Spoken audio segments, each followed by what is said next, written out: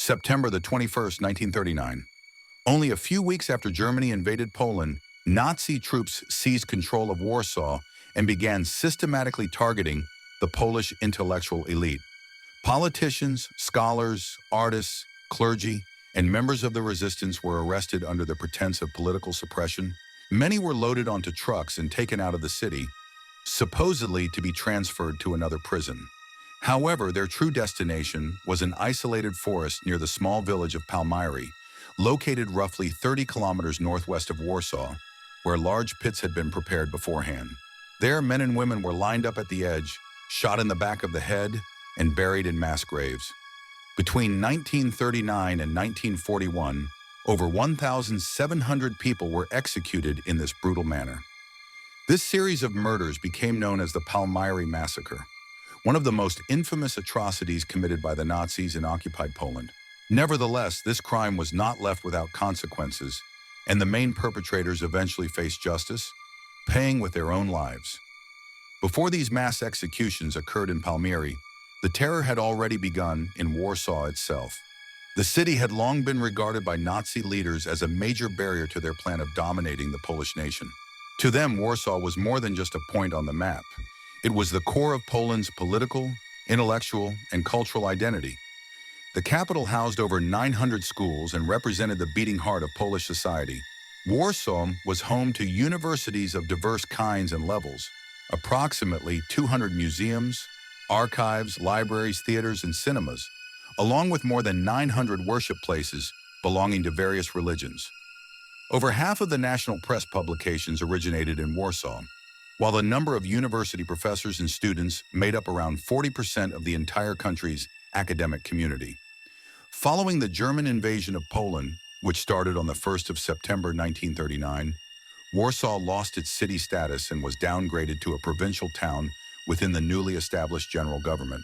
Despite this, the city remained the vibrant center of Polish culture and served as the command hub of the Polish underground state. It quickly became a stronghold for both armed resistance and political opposition. Years later, on the 14th of December 1943, Hans Frank, who led the German-occupied territories known as the General Government, recorded in his diary, "There is one location within this nation that causes all our troubles. It is Warsaw. Without the city of Warsaw, we would not face 80% of our current problems. Warsaw is the epicenter of all unrest and the origin from which dissatisfaction spreads throughout the country." The Polish capital capitulated to German forces on the 28th of September 1939. Merely 3 days afterward, SS Brigadeführer Lothar Beutel and his Einsatzgruppe 4, a Nazi mobile death unit, entered the city. Both public and private properties were rigorously searched, and mass detentions began almost at once. On the 8th of October 1939, 354 Polish educators and Catholic clergy were arrested.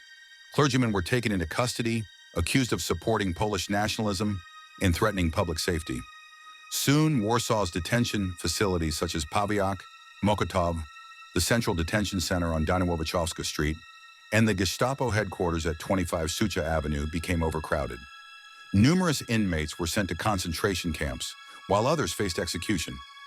During the initial months of the occupation, political detainees were secretly killed in the gardens behind the Polish Parliament building.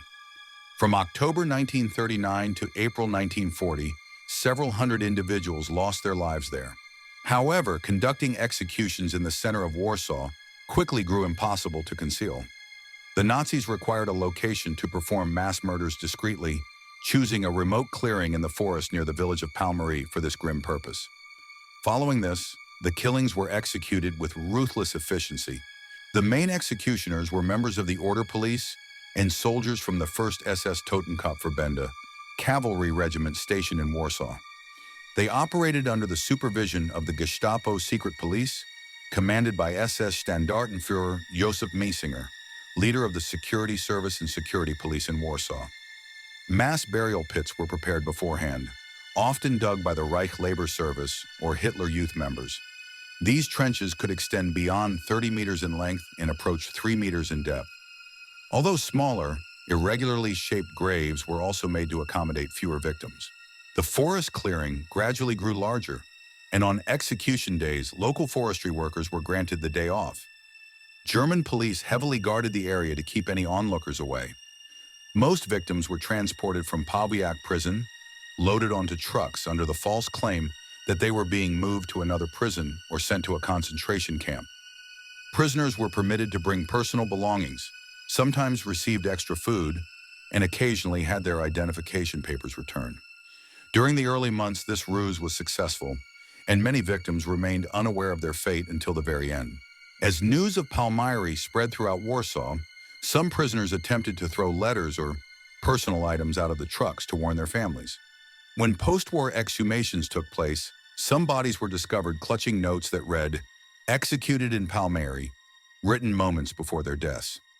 At the execution site, the victims' bags were taken from them, although in some cases, documents or small valuables were allowed to remain. Jews still wore the Yellow Star of David badges, and Red Cross insignias from Pawiak's medical staff were found on others. Some prisoners were bound and blindfolded. The victims were lined up at the grave edge and shot, frequently with machine guns. In certain instances, they were forced to hold a pole or ladder behind their backs to ensure their bodies would fall evenly into the pit.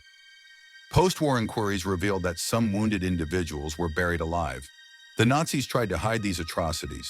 Mass graves were covered up, layered with moss and pine needles, and young pine trees were planted on top. Families were falsely informed that their loved ones had died from natural causes. Despite these efforts at concealment, secrecy was unattainable. Local residents, particularly forest workers, noticed the prisoner transports and heard the gunshots.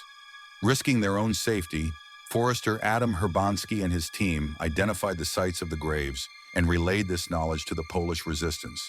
Additionally, some photographs taken by the executioners were stolen by members of the underground movement, preserving important evidence for future generations.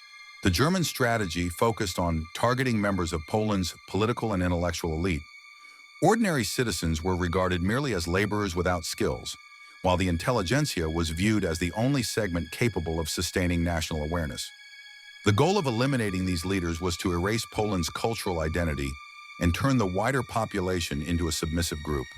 The Nazis applied a wide definition of the term intelligentsia.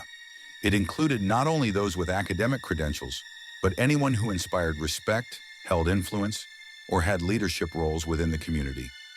This group was labeled the Polish leadership class by the occupiers. The most notorious massacre at Palmyra occurred during the 20th and 21st of June in 1940. Over those 2 days, 3 transports arrived from Pawiak carrying 358 prisoners. Among them, they were among the most notable figures in Polish political, cultural, and social spheres. The victims encompassed Maciej Rataj, who had been the Speaker of the Sejm, the lower house of the Polish parliament, the socialist activist Mieczysław Niedziałkowski, lawmakers like Halina Jaroszewiczowa, regional governor Ludomir Skorewicz, as well as esteemed intellectuals such as Jan Bełcikowski.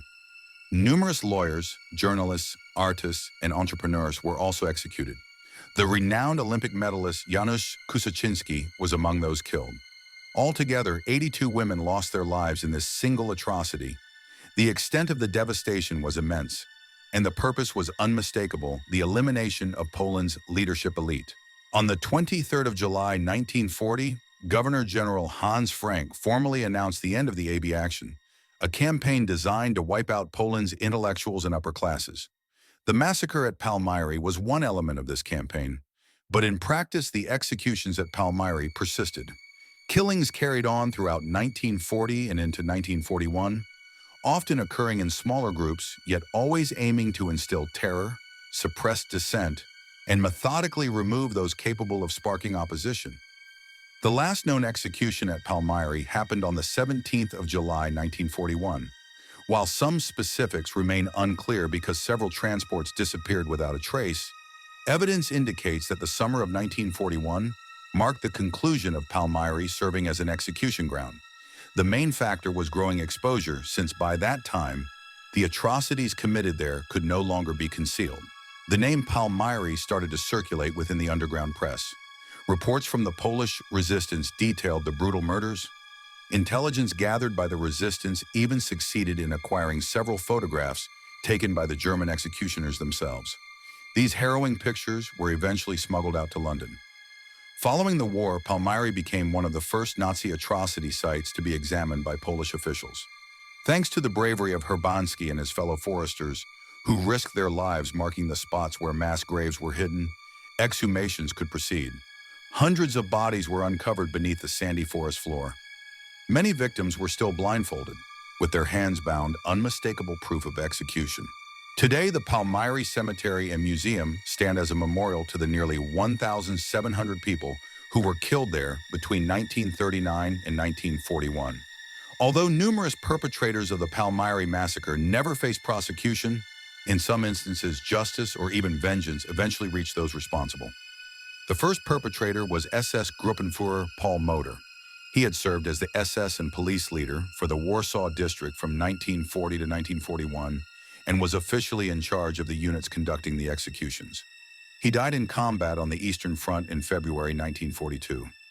Ludwig Fischer, the governor of the Warsaw District who directed the terror campaign, was sentenced to death by the Supreme National Tribunal in Warsaw and was executed in March 1947. One of the key individuals was Joseph Meisinger, who led the German security police in SD in Warsaw from late 1939 until early 1941. Nicknamed the Butcher of Warsaw, he was actively involved in the AB Action campaign and directly oversaw the deportations that resulted in mass executions at Palmyra. Like Fischer, Meisinger faced the Supreme National Tribunal in 1947, where he was sentenced to death and subsequently executed by hanging. Another prominent figure brought to justice was Hans Frank, the governor of the general government. After the conflict, Frank was tried at the International Military Tribunal in Nuremberg, found guilty of both war crimes and crimes against humanity, and was executed by hanging on the 16th of October, 1946. Throughout the 5 years of Nazi rule, approximately 6 million Polish civilians lost their lives. Thank you for tuning into the World History Channel. Remember to like, subscribe, and hit the notification bell so you never miss our upcoming episodes. We appreciate your support and look forward to seeing you again soon on the channel.